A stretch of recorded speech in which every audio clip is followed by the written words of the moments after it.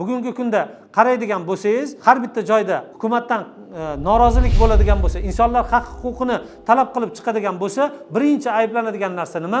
Bu tashqaridan nima qilinayotgan, qo'zg'atilayotgan ish.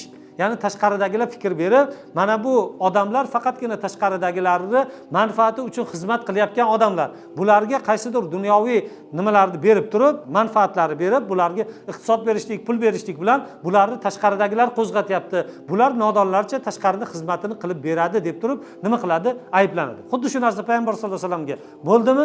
Xuddi shu narsa bizning davrimizda ham bo'lib kelyapti, bo'lib davom etadi bu narsa. Lekin o'zi qaraydigan bo'lsak, Afg'onistonga Rossiya SSSR bostirib kirgan paytda 79-yilda rasmiy unga qarshi chiqqan afg'on xalqi Amerikani taklifi bilan yoki Amerikaga suyanib turib boshlamagandi bu narsani. Keyinchalikda ular jihodini boshlagandan keyin, natija ko'rinishni boshlagandan keyin nima tarafdan, Yevropa tarafidan SSSRni o'zini raqobatchisi bo'lgan SSSRni yiqitishlik uchun bularga yordam berishligi, bularni o'shandan foydalanishligi, aytganimizdek, ularning jihodiga hech qanaqa ta'siri yo'q edi. To'g'rimi? Hech qanaqa ta'siri yo'q edi bu narsa.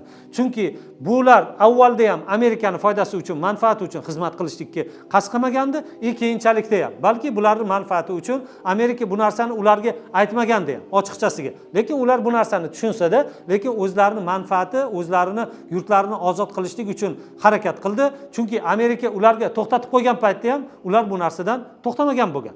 Amerika bularga taklif qilgan paytda ham 93-yilda, 92-yillarda, endi sizlarni o'sha 90-yildan keyin taqriban ularga taklif qilingan narsa, kelinglar, sizlarni odamlar nima deb biladi? Terrorist deb biladi. Oldingi hukumat bilan sizlarning o'rtalaridagi bir kelishilgan hukumat, hamma rozi bo'ladigan bir tarafni olib kelaylik deb turib talab qilgan paytda bular rozi bo'lmadi. To'g'rimi? Afg'onistondagi. Demak, shundan bilamizki, ularning manfaati uchun ham xizmat qilmagan, ularni harakatlantirishi bilangina ham harakat qilmagan. Xuddi shunaqa boshqa joylarda, to'g'rimi? Suriya yoki boshqa joylarda bo'ladigan jihodlarda qaysidir taraflarni keyinchalik Suriya xalqi biron davlatga ishonib turgani yo'q.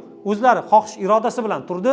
Keyinchalikda qaysidir davlatlar qo'l cho'zishligi bularni qilib borayotgan jihodlariga yoki faoliyatlariga hech qanaqa ta'sir qilmaydi bu narsa.